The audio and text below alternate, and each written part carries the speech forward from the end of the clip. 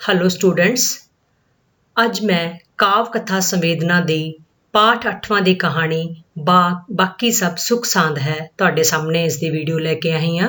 बच्चों, ये कहानी मोहन भंडारी दी लिखी हुई है। मोहन भंडारी ने पछड़े वर्ग दे लोकां नूं अपनी कहानियां विच पेश कीता है।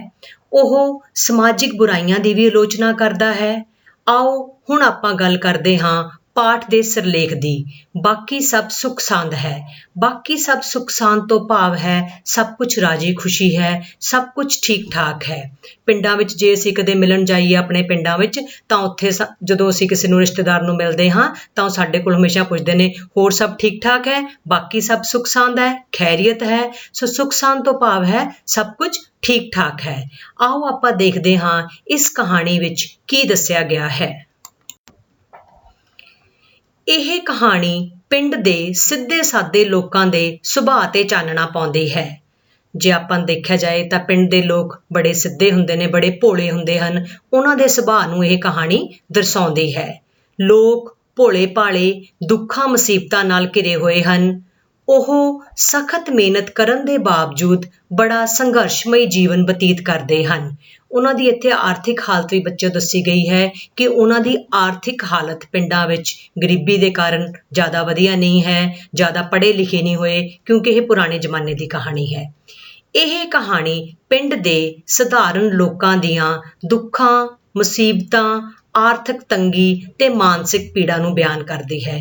ਉਹਨਾਂ ਦੀ ਆਰਥਿਕ ਹਾਲਤ ਤੇ ਉਹਨਾਂ ਦੇ ਦੁੱਖ ਸੁੱਖ ਨੂੰ ਇਸ ਕਹਾਣੀ ਰਾਹੀਂ ਦਰਸਾਇਆ ਗਿਆ ਹੈ। ਮੋਹਨ ਸਿੰਘ ਪਿੰਡ ਵਿੱਚ ਇੱਕੋ ਇੱਕ ਪੜ੍ਹਿਆ ਲਿਖਿਆ ਮੁੰਡਾ ਸੀ। ਸੋ ਮੋਹਨ ਸਿੰਘ ਹੈ ਬਾਕੀ ਸਭ ਸੁੱਖ ਸਾਂਦ ਕਹਾਣੀ ਦਾ ਮੁੱਖ ਪਾਤਰ ਹੈ। ਉਹ ਇੱਕੋ ਹੀ ਸੀ ਉਸ ਪਿੰਡ ਵਿੱਚ ਬੱਚਾ ਜਿਹੜਾ ਬਹੁਤ ਜ਼ਿਆਦਾ ਪੜ੍ਹਿਆ ਲਿਖਿਆ ਹੋਇਆ ਸੀ। ਇੱਕੋ ਇੱਕ ਪੜ੍ਹਿਆ ਲਿਖਿਆ ਹੋਣ ਕਰਕੇ ਉਹ ਸਾਰੇ ਪਿੰਡ ਦੀਆਂ ਚਿੱਠੀਆਂ ਲਿਖਦਾ ਆ ਰਿਹਾ ਸੀ, ਕਿਉਂਕਿ ਸਾਰੇ ਲੋਕੀ ਪੜ੍ਹੇ ਲਿਖੇ ਹੋਏ ਨਹੀਂ ਸੀਗੇ ਤੇ ਜਿਨ੍ਹਾਂ ਨੇ ਵੀ ਕਿਸੇ ਨੇ ਆਪਣੀ ਚਿੱਠੀ ਲਿਖਾਉਂਦੀ ਹੁੰਦੀ ਸੀ ਉਹ ਮੋਹਨ ਕੋਲ ਆਉਂਦੇ ਸੀ ਕਿ ਵੀਰੇ ਸਾਡੀ ਚਿੱਠੀ ਲਿਖ ਦੇ। ਜਦੋਂ ਉਹ ਕਿਸੇ ਨੂੰ ਚਿੱਠੀ ਲਿਖਣ ਤੋਂ ਜਵਾਬ ਦੇ ਦਿੰਦਾ ਤਾਂ ਲੋਕ ਉਸ ਨਾਲ ਔਖੇ ਜਿਹੇ ਹੋ ਜਾਂਦੇ। ਹੁਣ ਇੱਕੋ ਹੀ ਇਨਸਾਨ ਸੀ ਜੋ ਚਿੱਠੀਆਂ ਲਿਖਦਾ ਸੀ, ਪਰ ਜਦੋਂ ਕਦੇ-ਕਦੇ ਉਹ ਚਿੱਠੀਆਂ ਲਿਖਦਾ ਥੱਕ ਜਾਂਦਾ ਸੀ, ਮਨਾ ਕਰ ਦਿੰਦਾ ਸੀ ਤਾਂ ਪਿੰਡ ਵਾਲੇ ਉਸਦੇ ਨਾਲ ਔਖੇ ਹੋ ਜਾਂਦੇ ਸੀ। ਉਹ ਆਪਣੀ ਜ਼ੁਬਾਨੀ ਦੱਸਦਾ ਹੈ ਕਿ ਮੈਂ ਪੂਰੇ 5 ਵਰ੍ਹੇ ਚਿੱਠੀਆਂ ਲਿਖਦਾ ਰਿਹਾ ਸੀ, 5ਵੀਂ ਤੋਂ ਲੈ ਕੇ 10ਵੀਂ ਤੱਕ। 5 ਵਰ੍ਹੇ ਮਤਲਬ 5 ਸਾਲ ਤੱਕ ਉਸਨੇ ਚਿੱਠੀਆਂ ਲਿਖੀਆਂ, 5ਵੀਂ ਜਮਾਤ ਤੋਂ ਲੈ ਕੇ 10ਵੀਂ ਜਮਾਤ ਤੱਕ। ਚਿੱਠੀਆਂ ਲਿਖ ਮੈਂ ਅੱਕ ਗਿਆ ਸੀ। ਉਹ ਕਹਿੰਦਾ ਮੈਂ ਚਿੱਠੀਆਂ ਲਿਖਣਾ ਨਹੀਂ ਚਾਹੁੰਦਾ ਸੀਗਾ। ਹਰੇਕ ਕੋਈ ਆਉਂਦਾ ਸੀ ਪਿੰਡ ਦਾ, ਚਾਹੇ ਕੋਈ ਬੁੜਾ ਹੈ, ਚਾਹੇ ਕੋਈ ਬੁੜੀ ਹੈ, ਚਾਹੇ ਕੋਈ ਮੁੰਡਾ ਹੈ ਜਾਂ ਕੁੜੀ ਹੈ, ਮੇਰੇ ਕੋਲ ਆ ਕੇ ਚਿੱਠੀ ਲਿਖਵਾਉਂਦੇ ਸੀ। ਮੈਂ ਬਹੁਤ ਥੱਕ ਗਿਆ ਸੀ, ਮੈਂ ਲਿਖਣਾ ਨਹੀਂ ਚਾਹੁੰਦਾ ਸੀ। ਹੁਣ ਉਸਦਾ ਕੀ ਕਾਰਨ ਸੀ? ਕਹਿੰਦਾ ਲੋਕੀ ਚਿੱਠੀਆਂ ਲਿਖਵਾਉਂਦੇ ਵੀ ਤਾਂ ਸਿੱਧੀ ਤਰ੍ਹਾਂ ਨਹੀਂ ਸਨ। ਉਹ ਕਹਿੰਦਾ ਵੀ ਕਈ ਚਿੱਠੀਆਂ ਤਾਂ ਇਹੋ ਜਿਹੀਆਂ ਹੁੰਦੀਆਂ ਸੀ ਜਿਹੜੀਆਂ ਮੈਨੂੰ ਸਮਝ ਨਹੀਂ ਆਉਂਦੀ ਸੀ ਕਿ ਉਹ ਮੇਰੇ ਤੋਂ ਕਿਉਂ ਲਿਖਵਾਉਂਦੇ ਨੇ। ਕੁੜੀਆਂ 4-4 ਸਫ਼ੇ ਦੀਆਂ ਚਿੱਠੀਆਂ ਲਿਖਵਾਉਂਦੀਆਂ ਸੀ। ਹੁਣ ਇੱਥੇ ਬੱਚਿਓ ਦੱਸਿਆ ਗਿਆ ਹੈ ਕਿ ਜੇ ਉਹਨਾਂ ਨੇ ਪ੍ਰੇਮ ਪੱਤਰ ਵੀ ਲਿਖਵਾਉਣਾ ਹੁੰਦਾ ਸੀ, ਆਪ ਤਾਂ ਉਹ ਅਨਪੜ੍ਹ ਸੀ ਤੇ ਉਹ ਪ੍ਰੇਮ ਪੱਤਰ ਵੀ ਆ ਕੇ ਮੋਨੇ ਤੋਂ ਲਿਖਵਾਉਂਦੀਆਂ ਸੀ। ਚਿੱਠੀਆਂ ਵਿੱਚ ਦੋਹੇ, ਟਿੱਚਰਾਂ ਤੇ ਤੁਕਾਂ ਜੋੜ ਲਿਖਵਾਈਆਂ ਜਾਂਦੀਆਂ ਸਨ। ਟਿੱਚਰਾਂ ਹੋ ਗਏ, ਮਖੌਲ ਹੋ ਗਏ, ਅਖਾਣ ਹੋ ਗਏ, ਮੁਹਾਵਰੇ ਹੋ ਗਏ। ਸੋ ਜਿਹੜੀ ਸ਼ੇਅਰੋ ਸ਼ਾਇਰੀ ਸੀ ਨਾ, ਕਈ ਵਾਰ ਤਾਂ ਉਹ ਬਹੁਤ ਵੱਡੀ ਲਿਖਵਾਉਂਦੀਆਂ ਸੀ। ਇਸੇ ਕਰਕੇ ਚਿੱਠੀਆਂ 4-4 ਸਫ਼ਿਆਂ ਦੀਆਂ ਬਣ ਜਾਂਦੀਆਂ ਸੀ। ਹਾਲਾਂਕਿ ਉਹਨਾਂ ਨੂੰ ਪਤਾ ਹੁੰਦਾ ਸੀ ਕਿ ਚਿੱਠੀ ਲਿਖਣ ਵਾਲਾ ਕੋਈ ਹੋਰ ਹੈ। ਉਹਨਾਂ ਨੂੰ ਇਹ ਵੀ ਪਤਾ ਹੁੰਦਾ ਸੀ ਕਿ ਅਸੀਂ ਚਿੱਠੀ ਆਪ ਨਹੀਂ ਲਿਖ ਰਹੀਆਂ, ਅਸੀਂ ਕਿਸੇ ਤੋਂ ਲਿਖਵਾਉਣੀ ਹੈ। ਪਰ ਉਹ ਫਿਰ ਵੀ ਛਾਤੀ ਤੇ ਹੱਥ ਰੱਖ ਕੇ ਤੇ ਅੱਖਾਂ ਮੀਚ ਕੇ ਕਹਿੰਦੀਆਂ। ਸੋ ਉਹ ਪੂਰਾ ਐਨ ਅੰਤਰ ਧਿਆਨ ਹੋ ਕੇ ਆਪਣੀਆਂ ਅੱਖਾਂ ਬੰਦ ਕਰਕੇ ਕੁੜੀਆਂ ਛਾਤੀ ਤੇ ਹੱਥ ਰੱਖ ਕੇ ਬੋਲਦੀਆਂ, ਚਿੱਠੀ ਲਿਖਦੀ ਹਾਂ ਖੂਨ ਨਾਲ ਸਿਆਹੀ ਨਾ ਸਮਝਣਾ, ਮਰ ਗਈਆਂ ਤੇਰੀ ਯਾਦ ਵਿੱਚ ਜਿਉਂਦੀ ਨਾ ਸਮਝਣਾ। ਸੋ ਇਹੋ ਜਿਹੇ ਗੀਤਾਂ ਦੀਆਂ ਤੁਕਾਂ ਵਿੱਚ ਜੋੜ ਕੇ ਉਹ ਉਸ ਤੋਂ ਚਿੱਠੀਆਂ ਲਿਖਵਾਉਂਦੀਆਂ ਸੀ। ਮੈਨੂੰ ਕਈ ਮਿੰਟ ਉਡੀਕਣਾ ਪੈਂਦਾ ਕਿ ਉਹ ਸਮਾਧੀ ਚੋਂ ਨਿਕਲ ਤੇ ਅਗਲੀ ਗੱਲ ਲਿਖਵਾਉਣ, ਤੇ ਮੋਹਣਾ ਵੀ ਇੰਤਜ਼ਾਰ ਕਰਦਾ ਸੀ ਕਿਉਂਕਿ ਉਹ ਅੱਖਾਂ ਬੰਦ ਕਰ ਲੈਂਦੀਆਂ ਤੇ ਪਤਾ ਨਹੀਂ ਕਿੱਥੇ ਦੀਆਂ ਕਿੱਥੇ ਪਹੁੰਚ ਜਾਂਦੀਆਂ ਸੀਗੀਆਂ। ਤੇ ਮੋਹਣਾ ਵੇਟ ਕਰਦਾ ਸੀ ਕਿ ਹੁਣ ਮੇਰੇ ਤੋਂ ਅਗਲੀ ਗੱਲ ਵੀ ਲਿਖਵਾਉਣ, ਕੋਈ ਚਿੱਠੀ ਖਤਮ ਹੋਵੇ ਤਾਂ ਕਿ ਮੈਂ ਅਗਲਾ ਕੰਮ ਵੀ ਕਰਾਂ। ਅਗਲੀ ਗੱਲ ਹੁੰਦੀ, ਇਹਨਾਂ ਪਰਦੇਸੀਆਂ ਤੇ ਨਾ ਕਰਨਾ ਇਤਬਾਰ ਲੋਕੋ, ਇਹ ਰੱਸੀ ਦਾ ਸੱਪ ਬਣਾ ਦਿੰਦੇ ਨੇ। ਸੋ ਬੱਚਿਓ ਸਿਰਫ ਅਖਾਣ ਨੇ, ਸਿਰਫ ਮੁਹਾਵਰੇ ਨੇ।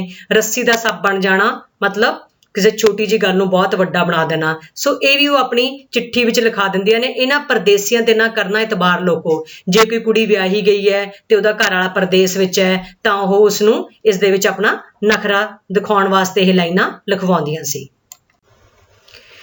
ਕੋਈ ਕਹਿੰਦੀ ਇਉਂ ਲਿਖ ਦੇ ਬਈ ਉਹ ਸਾਨੂੰ ਚਿੱਠੀ ਪਾ ਦੇਵੇ ਕਿ ਉਹ ਇਸ ਮਹੀਨੇ ਦੇ ਅੰਦਰ ਮੈਨੂੰ ਲੈਣ ਆਊਗਾ, ਭਾਵੇਂ ਨਾ ਹੀ ਆਵੇ ਪਰ ਇਸ ਤਰ੍ਹਾਂ ਚਿੱਠੀ ਜ਼ਰੂਰ ਲਿਖ ਦੇਵੇ। ਹੁਣ ਕਈ ਜਿਹੜੀਆਂ ਵਿਆਹੀਆਂ ਹੋਈਆਂ ਹੁੰਦੀਆਂ ਸੀ ਉਹ ਮੋਨੇ ਨੂੰ ਆ ਕੇ ਕਹਿੰਦੀਆਂ ਕਿ ਤੂੰ ਆਪਣੇ ਆਪ ਚਿੱਠੀ ਲਿਖ ਦੇ ਬਈ, ਬਸ ਇਹੋ ਜਿਹੀ ਚਿੱਠੀ ਲਿਖੀ ਕਿ ਮੇਰੀ ਚਿੱਠੀ ਪੜ੍ਹ ਕੇ ਮੇਰਾ ਘਰ ਵਾਲਾ ਮੈਨੂੰ ਇਸ ਮਹੀਨੇ ਵਿੱਚ ਲੈਣ ਆ ਜਾਵੇ। ਹੁਣ ਮੋਨੇ ਨੂੰ ਕੀ ਪਤਾ ਕਿ ਮੈਂ ਕੀ ਲਿਖਾਂ ਤੇ ਕੀ ਨਾ ਲਿਖਾਂ। ਇਸ ਤਰ੍ਹਾਂ ਦੀਆਂ ਚਿੱਠੀਆਂ ਲਿਖ ਲਿਖ ਮੈਂ ਥੱਕ ਗਿਆ ਸੀ। ਵਾਰਿਸ ਸ਼ਾਹ ਦੇ ਬੈਤ ਤੋਂ ਲੈ ਕੇ ਕਬੀਰ ਦੇ ਦੋਹੇ ਤੱਕ ਉਹ ਆਪਣੀਆਂ ਚਿੱਠੀਆਂ 'ਚ ਪਤਾ ਨਹੀਂ ਕੀ ਲਿਖਵਾਉਂਦੀਆਂ ਸੀ। ਵਾਰਿਸ ਸ਼ਾਹ ਦੇ ਬੈਤ ਹੋ ਗਏ ਉਹਦੇ ਛੰਦ ਜਿਹੜੇ ਉਹਨੇ ਲਿਖੇ ਹੋਏ ਸੀ, ਕਬੀਰ ਜੀ ਦੇ ਸਲੋਕ ਹੋ ਗਏ, ਉਹ ਕਹਿੰਦਾ ਪਤਾ ਨਹੀਂ ਉਹ ਕਿੰਨਾ ਮੇਰੇ ਤੋਂ ਲਿਖਵਾਉਂਦੀਆਂ ਸੀ। ਹਰ ਛੋਟੇ ਛੋਟੇ ਟੋਟਕਿਆਂ ਦਾ ਤਾਂ ਅੰਤ ਹੀ ਨਹੀਂ ਸੀ। ਸੋ ਜਿਹੜੇ ਛੋਟੀਆਂ ਛੋਟੀਆਂ ਗੱਲਾਂ ਜੋੜ ਜੋੜ ਕੇ ਲਿਖਵਾਉਂਦੀਆਂ ਸੀ, ਜਿਵੇਂ ਪਹਿਲਾਂ ਲਿਖੀਆਂ ਗਈਆਂ ਨੇ, ਕਹਿੰਦਾ ਉਹਨਾਂ ਦਾ ਤਾਂ ਕੋਈ ਖਤਮ ਹੀ ਨਹੀਂ ਹੁੰਦੀਆਂ ਸੀ। ਪਤਾ ਨਹੀਂ ਕੀ ਕੁਝ ਲਿਖਵਾਉਂਦੀਆਂ ਰਹਿੰਦੀਆਂ ਸਨ ਉਹ। ਕੋਈ ਕਹਿੰਦੀ ਵੇ ਮੋਹਣਿਆ ਸਾਨੂੰ ਲੋਕਾਂ ਵਾਂਗੂ ਟੋਟਕੜੇ ਤਾਂ ਘੜਨੇ ਨਹੀਂ ਆਉਂਦੇ। ਹੁਣ ਕਈ ਤਾਂ ਕੁੜੀਆਂ ਟੋਟਕੇ ਆਪ ਹੀ ਜੋੜ ਕੇ ਬਣਾਉਂਦੀਆਂ ਸੀ, ਕਈ ਕਹਿੰਦੀਆਂ ਵੀ ਸਾਨੂੰ ਤਾਂ ਆਉਂਦੇ ਨਹੀਂ ਹੈਗੇ, ਤੂੰ ਆਪ ਹੀ ਲਿਖ ਦੇ ਜਿਹੜੀ ਗੱਲ ਤੈਨੂੰ ਚੰਗੀ ਲੱਗਦੀ ਹੈ। ਵਿੱਚ ਸਾਡੀ ਰਾਮ ਸੱਤ ਜ਼ਰੂਰ ਲਿਖ ਦੇਵੀਂ। ਰਾਮ ਸੱਤ ਮੀਨ ਸਾਡੇ ਵੱਲੋਂ ਵੀ ਸਤਿ ਸ਼੍ਰੀ ਅਕਾਲ, ਸਾਡੀ ਵੀ ਰਾਜੀ ਖੁਸ਼ੀ ਦੱਸ ਦੇਵੀਂ, ਬਾਕੀ ਜੋ ਤੈਨੂੰ ਠੀਕ ਲੱਗਦਾ ਤੂੰ ਉਹ ਲਿਖ ਦੇ। ਮੈਂ ਪਰੇਸ਼ਾਨ ਹੋ ਜਾਂਦਾ, ਆਖਰ ਮੈਂ ਆਪਣੇ ਆਪ ਕੀ ਲਿਖਾਂ ਤੇ ਕੀ ਨਾ ਲਿਖਾਂ। ਤੇ ਬੱਚੇ ਹੁਣ ਤੱਕ ਦੱਸਿਆ ਗਿਆ ਕਹਾਣੀ ਵਿੱਚ ਕਿ ਕੁੜੀਆਂ ਕੀ ਕੁਝ ਲਿਖਵਾਉਂਦੀਆਂ ਸੀ। ਇਸ ਤੋਂ ਬਾਅਦ ਆ ਗਈਆਂ ਬੁੜੀਆਂ, ਜਿਹੜੀਆਂ ਓਲਡ ਵੂਮਨ ਸੀਗੀਆਂ। ਬੁੱਢੀਆਂ ਆਪਣੇ ਰੋਣੇ ਰੋਂਦੀਆਂ ਰਹਿੰਦੀਆਂ। ਕਿਸੇ ਦੀ ਨੂੰਹ ਕਪੱਤੀ ਸੀ, ਨੂੰਹ ਹੋ ਗਿਆ ਡਾਟਰ ਇਨ ਲਾ, ਕਪੱਤੀ ਮਾੜੀ ਸੀ। ਕਿਸੇ ਦੀ ਧੀ ਦੁਖੀ ਸੀ, ਕਿਸੇ ਦੀ ਧੀ ਆਪਣੇ ਪੇਕਿਆਂ ਸਹੁਰੇ ਘਰ ਬਹੁਤ ਦੁਖੀ ਹੈ। ਕਿਸੇ ਦਾ ਪੁੱਤ ਫੌਜ 'ਚ ਭਰਤੀ ਹੋ ਗਿਆ, ਉਹ ਫੌਜ 'ਚ ਗਿਆ ਹੋਇਆ ਹੈ, ਉਹ ਚਾਹੁੰਦੀ ਹੈ ਕਿ ਛੇਤੀ ਛੇਤੀ ਘਰ ਵਾਪਸ ਆ ਜਾਏ। ਕਿਸੇ ਦਾ ਹੱਥ ਤੰਗ ਸੀ, ਕਿਸੇ ਨੂੰ ਬਹੁਤ ਜ਼ਿਆਦਾ ਗਰੀਬੀ ਸੀ, ਆਰਥਿਕ ਹਾਲਤ ਠੀਕ ਨਹੀਂ ਸੀ। ਮੁਕੱਦਮਾ ਉਹਨਾਂ ਨੂੰ ਖਾਈ ਜਾ ਰਿਹਾ ਸੀ। ਮੁਕੱਦਮਾ ਹੋ ਗਿਆ ਕੇਸ, ਕੋਈ ਉਹਨਾਂ ਤੇ ਕੇਸ ਪਿਆ ਹੋਇਆ ਹੈ, ਉਹ ਉਹਨਾਂ ਨੂੰ ਖਾ ਰਿਹਾ ਕਿਉਂਕਿ ਹਰੇਕ ਮਹੀਨੇ ਤਰੀਕ ਤੇ ਜਾਣਾ ਪੈਂਦਾ ਹੈ। ਮਹੀਨੇ 'ਚ 2-2 ਤਰੀਕਾਂ ਪੈਂਦੀਆਂ ਸਨ। ਕਿਸੇ ਦੀ ਧੀ ਨੂੰ ਲੰਬੀ ਬਿਮਾਰੀ ਸੀ, ਕਿਸੇ ਦੀ ਧੀ ਨੂੰ ਕੋਈ ਬਿਮਾਰੀ ਹੋ ਗਈ ਤੇ ਸਹੁਰੇ ਘਰਦਿਆਂ ਨੇ ਉਹਨੂੰ ਉਹਦੇ ਪੇਕੇ ਘਰ ਛੱਡ ਦਿੱਤਾ। ਸਹੁਰੇ ਉਹਨੂੰ ਲਿਜਾਂਦੇ ਨਹੀਂ ਸਨ, ਉਹ ਪੇਕਿਆਂ ਦਾ ਬੂਹਾ ਮੱਲੀ ਬੈਠੀ ਸੀ। ਬੂਹਾ ਮੱਲਣਾ ਮੀਨਸ ਉੱਥੇ ਹੀ ਬੈਠੇ ਰਹਿਣਾ।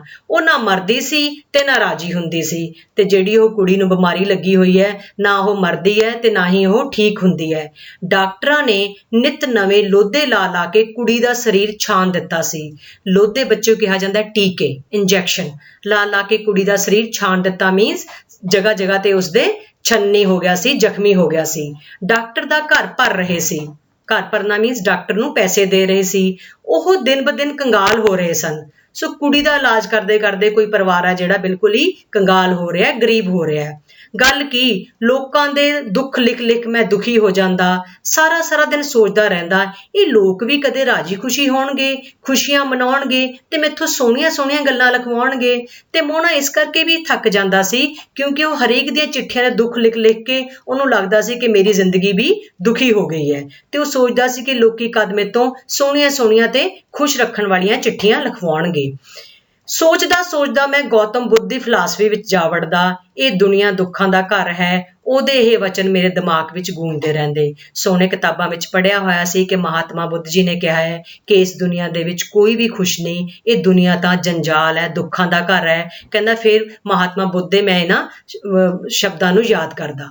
ਮੇਰਾ ਜੀ ਕਰਦਾ ਮੈਂ ਪਿੰਡੋਂ ਭੱਜ ਜਾਵਾਂ ਦੂਰ ਕਿਤੇ, ਜਿੱਥੇ ਕੋਈ ਮੈਨੂੰ ਜਾਣਦਾ ਨਾ ਹੋਵੇ, ਉੱਥੇ ਨਾ ਕੋਈ ਮੈਥੋਂ ਚਿੱਠੀ ਲਿਖਵਾਵੇ ਤੇ ਨਾ ਮੈਂ ਦੁਖੀ ਹੋਵਾਂਗਾ। ਹੁਣ ਉਸਦਾ ਦਿਲ ਕਰਦਾ ਸੀ ਕਿ ਉਹ ਪਿੰਡ ਛੱਡ ਕੇ ਚਲਾ ਜਾਵੇ, ਨਾ ਹੀ ਉਹ ਇੱਥੇ ਹੋਵੇਗਾ ਤੇ ਨਾ ਹੀ ਉਹਦੇ ਕੋਲੋਂ ਕੋਈ ਉੱਥੇ ਚਿੱਠੀਆਂ ਲਿਖਵਾਵੇਗਾ ਤੇ ਨਾ ਹੀ ਉਹ ਜ਼ਿਆਦਾ ਦੁਖੀ ਹੋਵੇਗਾ। ਕਪੂਰੇ ਦਾ ਪੁੱਤ ਮੇਘਾ, ਮੇਲੋ ਦੀ ਧੀ ਸ਼ਰਬਤੀ ਤੇ ਨਾਈਆਂ ਦਾ ਘੋਟਾ। ਬੱਚਿਓ ਇਹ ਸਾਰੇ ਨਾਮ ਨੇ। ਕਪੂਰੇ ਦਾ ਪੁੱਤ ਮੇਘਾ, ਮੇਲੋ ਦੀ ਧੀ ਸ਼ਰਬਤੀ, ਨਾਈਆਂ ਦਾ ਘੋਟਾ, ਇਹ ਸਾਰੇ ਜਣੇ ਹੁਣ 5ਵੀਂ ਜਮਾਤ ਵਿੱਚ ਹੋ ਗਏ ਸੀ। ਸੋ ਕਹਿੰਦਾ ਵੀ ਇਹ ਜਿਹੜੇ ਹੋਰ ਵੀ ਪਿੰਡ ਦੇ ਬੱਚੇ ਸੀ ਉਹਨਾਂ ਨੇ ਵੀ, ਉਹ ਵੀ 5ਵੀਂ 'ਚ ਹੋ ਗਏ ਸੀ। ਮੈਂ ਇਸ਼ਾਰੇ ਨਾਲ ਸਮਝਾਉਣ ਦੀ ਕੋਸ਼ਿਸ਼ ਕਰਦਾ ਕਿ ਹੁਣ ਉਹਨਾਂ ਤੋਂ ਲਿਖਵਾ ਲਿਆ ਕਰਨ ਲੋਕ ਚਿੱਠੀਆਂ। ਹੁਣ ਇਹ ਬੱਚੇ ਵੀ ਪੜ੍ਹੇ ਲਿਖੇ ਨੇ, 5ਵੀਂ ਜਮਾਤ ਵਿੱਚ ਨੇ ਤੇ ਇਹ ਵੀ ਚਿੱਠੀਆਂ ਲਿਖਦੇ ਸੀ ਤੇ ਉਹ ਪਿੰਡ ਵਾਲਿਆਂ ਨੂੰ ਕਹਿਣ ਲੱਗਿਆ ਕਿ ਤੁਸੀਂ ਇਹਨਾਂ ਕੋਲੋਂ ਚਿੱਠੀਆਂ ਲਿਖਵਾ ਲਿਆ ਕਰੋ। ਪਰ ਉਹ ਕਹਿੰਦੇ ਸਨ ਕਿਹਦੇ ਸਾਹਮਣੇ ਆਪਣੇ ਘਰ ਦੇ ਭੇਤ ਉਹ ਖੋਲਦੇ ਫਿਰਨ। ਕਬੀਲਦਾਰੀ ਦੇ 100 ਪੜਦੇ ਹੁੰਦੇ ਹਨ। ਸੋ ਬੱਚੋ, ਜਿਹੜੀ ਕੁੜੀ ਜਾਂ ਜਿਹੜਾ ਕੋਈ ਬਜ਼ੁਰਗ ਇਨਸਾਨ ਆਪਣੀ ਚਿੱਠੀ ਇਸ ਤੋਂ ਲਿਖਵਾਉਂਦਾ ਸੀ, ਉਹ ਕਹਿੰਦਾ ਵੀ ਅਸੀਂ ਹਰੇਕ ਦੇ ਅੱਗੇ ਆਪਣਾ ਭੇਤ, ਆਪਣੇ ਘਰ ਦੇ ਰਾਜ ਨਹੀਂ ਦੱਸ ਸਕਦੇ। ਕਬੀਲਦਾਰੀ ਦੇ 100 ਪੜਦੇ ਹੁੰਦੇ ਨੇ, 100 ਰਾਜ ਹੁੰਦੇ ਨੇ। ਤੇਰੇ ਕੋਲ ਤਾਂ ਮੋਹਨਿਆ ਸਾਰੀ ਗੱਲ ਪਤਾ ਹੀ ਹੈ ਕਿ ਅਸੀਂ ਕੀ ਕੁਝ ਲਿਖਵਾਉਣੇ ਆ। ਅਸੀਂ ਕਿਸੇ ਹੋਰ ਤੋਂ ਇਹ ਚੀਜ਼ਾਂ ਨਹੀਂ ਲਿਖਵਾ ਸਕਦੇ। ਬੱਚੋ, ਇੱਕ ਗੱਲ ਦਾ ਧਿਆਨ ਰੱਖਿਓ, ਜੋ ਚੀਜ਼ਾਂ ਮੈਂ ਅੰਡਰਲਾਈਨ ਕੀਤੀਆਂ ਨੇ ਤੁਸੀਂ ਆਪਣੀ ਬੁੱਕ ਦੇ ਵਿੱਚ ਵੀ ਇਹ ਕਰ ਲੈਣੀਆਂ ਨੇ। ਮੋਹਨ ਸਿਆਂ, ਤੇਥੋਂ ਕਦੇ ਅਸੀਂ ਕੋਈ ਗੱਲ ਲੁਕਾ ਕੇ ਨਹੀਂ ਰੱਖੀ। ਹਰ ਗੱਲ ਆਪਣੇ ਧੀਆਂ ਪੁੱਤਰਾਂ ਵਾਂਗ ਤੇਰੇ ਨਾਲ ਕਰ ਲੈਂਦੇ ਹਾਂ, ਆਪਣਾ ਦਿਲ ਫੋਲ ਲੈਂਦੇ ਹਾਂ। ਤੇਰੇ ਕੋਲ ਹੋਰ ਸਾਲਾ ਕੀ ਹੈ ਇੱਥੇ, ਬਸ ਆਪਣਾ ਦਿਲ ਹੌਲਾ ਹੋ ਜਾਂਦਾ ਜਰਾ, ਨਾਲੇ ਤੂੰ ਸਾਡੀ ਸੁਣ ਵੀ ਲੈਣਾ ਧਿਆਨ ਨਾਲ। ਤੇ ਜਦੋਂ ਉਹ ਮਨਾ ਕਰਦਾ ਸੀ ਲਿਖਣ ਵਾਸਤੇ, ਤਾਂ ਉਹ ਕਹਿੰਦੇ ਕਿ ਅਸੀਂ ਹੋਰ ਕਿਹਦੇ ਕੋਲ ਜਾਈਏ, ਅਸੀਂ ਸਾਰੇ ਆਪਣੇ ਘਰ ਦੇ ਭੇਤ ਤੇਰੇ ਨਾਲ ਹੀ ਫੋਲਦੇ ਹਾਂ। ਤੇਰੇ ਨਾਲ ਗੱਲ ਕਰਕੇ, ਚਿੱਠੀ ਲਿਖਾ ਕੇ ਸਾਡਾ ਦਿਲ ਹੌਲੀ ਹੋ ਜਾਂਦਾ ਹੈ, ਨਾਲੇ ਤੂੰ ਸਾਡੀ ਗੱਲ ਧਿਆਨ ਨਾਲ ਵੀ ਸੁਣ ਲੈਣਾ ਹੈ। ਉਹਨਾਂ ਦਾ ਲਾਡ ਨਾਲ ਕਿਹਾ, ਮੋਹਨ ਸਿਆਂ ਮੈਨੂੰ ਬਹੁਤ ਚੰਗਾ ਲੱਗਦਾ। ਸੋ ਹੁਣ ਮੋਹਨ ਸਿੰਘ ਬਹੁਤ ਚੰਗੇ ਸੁਭਾਅ ਦਾ ਹੈ। ਉਹ ਕਹਿੰਦੇ ਜਦੋਂ ਮੈਨੂੰ ਪਿਆਰ ਨਾਲ ਕਹਿੰਦੇ ਤਾਂ ਮੈਂ ਬਹੁਤ ਖੁਸ਼ ਹੋ ਜਾਂਦਾ। ਉਹ ਸੱਚੇ ਵੀ ਸਨ। ਮੈਂ ਉਹਨਾਂ ਦੇ ਘਰ ਦੀ ਹਰ ਗੱਲ, ਹਰ ਘਟਨਾ ਥੋੜ ਤੇ ਲੋੜ ਤੋਂ ਜਾਣੂ ਸੀ। ਥੋੜ ਹੋ ਗਿਆ ਗਰੀਬੀ, ਜਾਂ ਉਹਨਾਂ ਕੋਲ ਜ਼ਿਆਦਾ ਸਮਾਨ ਹੈ, ਜਾਂ ਉਹਨਾਂ ਨੂੰ ਉਹਨਾਂ ਦੇ ਘਰ ਦੀ ਘਟਨਾ, ਕੋਈ ਉਹਨਾਂ ਨੂੰ ਨੂੰਹ ਤੋਂ ਪਰੇਸ਼ਾਨੀ ਹੈ ਜਾਂ ਧੀ ਤੋਂ ਪਰੇਸ਼ਾਨੀ ਹੈ। ਮੈਨੂੰ ਤਾਂ ਸਭ ਦੇ ਘਰਾਂ ਦੀਆਂ ਗੱਲਾਂ ਪਤਾ ਸੀ, ਪਰ ਉਹ ਕਿਸੇ ਹੋਰ ਕੋਲ ਇਹ ਗੱਲਾਂ ਨਹੀਂ ਕਰਦੇ ਸੀ। ਜਿਵੇਂ ਮੈਂ ਉਹਨਾਂ ਦੇ ਟੱਬਰ ਦਾ ਹੀ ਇੱਕ ਜੀ ਹੋਵਾਂ। ਜੀ ਹੋ ਗਿਆ ਬੱਚਿਓ ਮੈਂਬਰ, ਟੱਬਰ ਹੋ ਗਿਆ ਪਰਿਵਾਰ। ਕਹਿੰਦੇ ਮੈਂ ਉਹਨਾਂ ਦੇ ਪਰਿਵਾਰ ਦਾ ਹੀ ਇੱਕ ਮੈਂਬਰ ਸੀ। ਇਹ ਸੋਚ ਕੇ ਮੈਂ ਨੀਵੀਂ ਪਾ ਲੈਂਦਾ ਤੇ ਮੈਨੂੰ ਸ਼ਰਮ ਜੀ ਆ ਜਾਂਦੀ। ਸ਼ਰਮ ਜੀ ਇਸ ਕਰਕੇ ਆ ਜਾਂਦੀ ਕਿ ਮੈਂ ਇਹਨਾਂ ਨੂੰ ਕਿਉਂ ਮਨਾ ਕੀਤਾ, ਤੇ ਮੈਂ ਨੀਵੀਂ ਪਾ ਕੇ ਇਸ ਗੱਲ ਨੂੰ ਉਹਨਾਂ ਦੀ ਨੂੰ ਮੰਨ ਲੈਂਦਾ। ਅਖੀਰ 2 ਲਫ਼ਜ਼ ਲਿਖਣ ਪਿੱਛੇ ਮੈਂ ਉਹਨਾਂ ਨੂੰ ਇੰਨਾ ਕਿਉਂ ਤੰਗ ਕਰਦਾ ਸੀ, ਕਿਉਂ ਜਵਾਬ ਦੇ ਦਿੰਦਾ ਸੀ ਚਿੱਠੀ ਲਿਖਣ ਤੋਂ। ਸੋ ਉਹਨਾਂ ਨੂੰ ਲੱਗਿਆ ਕਿ ਮੈਨੂੰ ਇੱਦਾਂ ਨਹੀਂ ਕਰਨਾ ਚਾਹੀਦਾ, ਇਹ ਮੇਰੇ ਤੇ ਪਿੰਡ ਦੇ ਲੋਕ ਬਹੁਤ ਵਿਸ਼ਵਾਸ ਕਰਦੇ ਨੇ, ਮੈਨੂੰ ਇਹਨਾਂ ਦੀ ਚਿੱਠੀ ਜ਼ਰੂਰ ਲਿਖਣੀ ਚਾਹੀਦੀ ਹੈ। ਇਹ ਸੀ ਬੱਚਿਓ ਇਸ ਕਹਾਣੀ ਦਾ ਪਾਰਟ 1, ਜਿਹਦੇ ਵਿੱਚ ਮੋਹਨ ਸਿੰਘ ਬਾਰੇ ਦੱਸਿਆ ਗਿਆ ਹੈ ਕਿ ਮੋਹਨਾ ਪਿੰਡ ਦੀਆਂ ਚਿੱਠੀਆਂ ਲਿਖਦਾ ਸੀ, ਕੁੜੀਆਂ ਕਿਹੋ ਜਿਹੀਆਂ ਚਿੱਠੀਆਂ ਲਿਖਵਾਉਂਦੀਆਂ ਸੀ, ਬਜ਼ੁਰਗ ਔਰਤਾਂ ਕਿਹੋ ਜਿਹੀਆਂ ਚਿੱਠੀਆਂ ਲਿਖਵਾਉਂਦਾ ਸੀ, ਤੇ ਮੋਹਨਾ ਕਿਉਂ ਥੱਕ ਜਾਂਦਾ ਸੀ ਚਿੱਠੀਆਂ ਲਿਖਦਾ। ਇਹ ਆਪਾਂ ਪਾਰਟ 1 ਦੇ ਵਿੱਚ ਸਾਰਾ ਕੁਝ ਵਿਚਾਰ ਵਟਾਂਦਰਾ ਕੀਤਾ ਹੈ। ਤੇ ਬੱਚਿਓ, ਇਹਦੀ ਮੈਂ ਤੁਹਾਨੂੰ ਨਾਲ ਵਰਕਸ਼ੀਟ ਦੇ ਰਹੀ ਹਾਂ। ਇਹ ਤੁਸੀਂ ਪ੍ਰਸ਼ਨ ਉੱਤਰ ਰਫ ਕਾਪੀ ਤੇ ਕਰਨੇ ਨੇ, ਤੇ ਅਗਲੀ ਜਮਾਤ ਵਿੱਚ ਆਪਾਂ ਇਹਨਾਂ ਪ੍ਰਸ਼ਨਾਂ ਉੱਤਰਾਂ ਤੇ ਵਿਚਾਰ ਵਟਾਂਦਰਾ ਕਰਾਂਗੇ। ਧੰਨਵਾਦ।